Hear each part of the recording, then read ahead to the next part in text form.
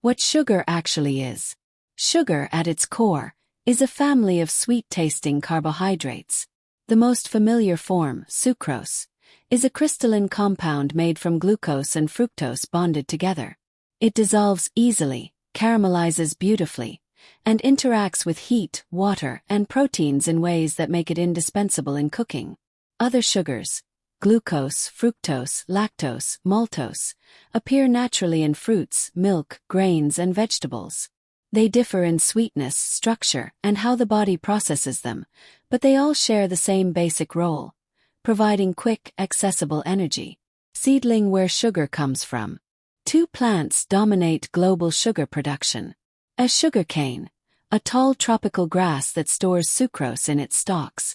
It thrives in warm, humid climates and has been cultivated for thousands of years. As sugar beets, a hardy root crop grown in cooler regions. Its white flesh contains sucrose that can be extracted and refined much like cane. Despite their different origins, the final product, granulated sugar, is chemically identical. Honey pot. Why sugar matters in cooking. Sugar is far more than sweetness. It's a structural ingredient with multiple roles. A texture. It tenderizes baked goods by interfering with gluten formation. A moisture retention. It attracts and holds water, keeping cakes soft and cookies chewy. A color and flavor. It browns through caramelization and the Maillard reaction, creating deep, complex notes. A fermentation fuel. Yeast consumes sugar to produce carbon dioxide, giving bread its rise. Preservation. High concentrations inhibit microbial growth, which is why jams and candied fruits last so long. In many recipes, sugar is as essential as flour or fat, not just for taste but for chemistry. Balance scale. Sugar and the body. Sugar is a fast-burning fuel. The body breaks it down quickly, sending glucose into the bloodstream and triggering insulin release. This rapid energy makes sugar useful in moments of exertion or low blood sugar, but frequent large doses can strain the body's regulatory systems. The conversation around sugar often centers on balance. How much, how often, and in what form? Naturally occurring sugars in whole foods come packaged with fiber, water, and nutrients, which slow absorption.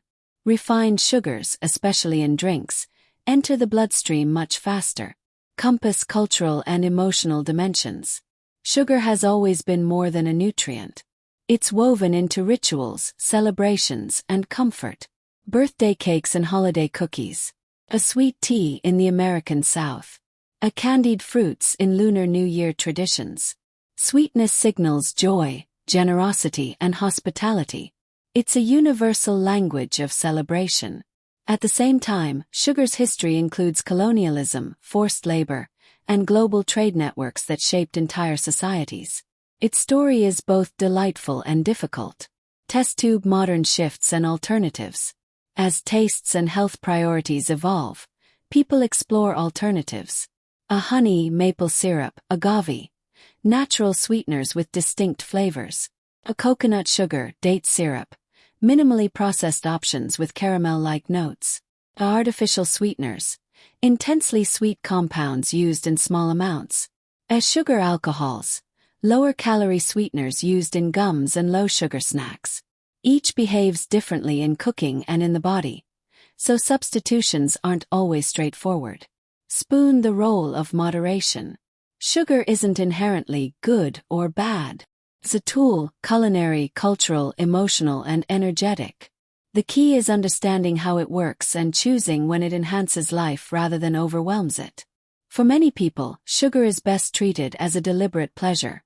Something to savor, not something that sneaks into every corner of the diet.